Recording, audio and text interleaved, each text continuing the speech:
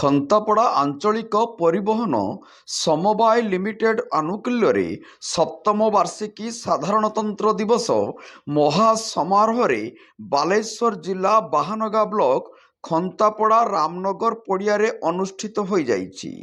ଏହି ମହାନ ପବିତ୍ର ସାଧାରଣତନ୍ତ୍ର ଦିବସରେ ମୁଖ୍ୟ ଅତିଥି ଭାବେ ମାନ୍ୟବର ବାଲେଶ୍ୱର ସାଂସଦ ଶ୍ରୀ ପ୍ରତାପ ଚନ୍ଦ୍ର ଷଡ଼ଙ୍ଗୀ, मुख्य वक्ता नीलगिरी विधायक इंजीनियर सुकांत कुमार नायक, सम्मानित अतिथि ललित कुमार पाणिग्राही, रमाराणी उच्च माध्यमिक विज्ञान विद्यालय अध्यक्ष श्रीकांत बारिक, खंतापड़ा सरकारी उच्च विद्यालय प्रधान शिक्षक दीपक कुमार मालदास, समाजसेवी चंदनेश्वर बेहेरा जोग देई उपस्थित छात्र छात्री मानक गहणरे मुख्य अतिथि द्वारा जातीय पताका उत्तोलन करने सहित जातीय संगीत गान करथिले।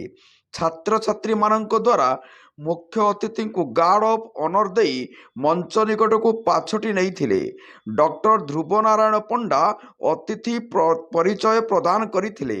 छात्र मानक द्वारा मंचासीन अतिथि मानक पुष्पगुच्छ सहित उपढौकन दे अनुष्ठान तरफ सम्मानित करा जायतिला। बाहानगारू रिपोर्ट जनता एक्सप्रेस।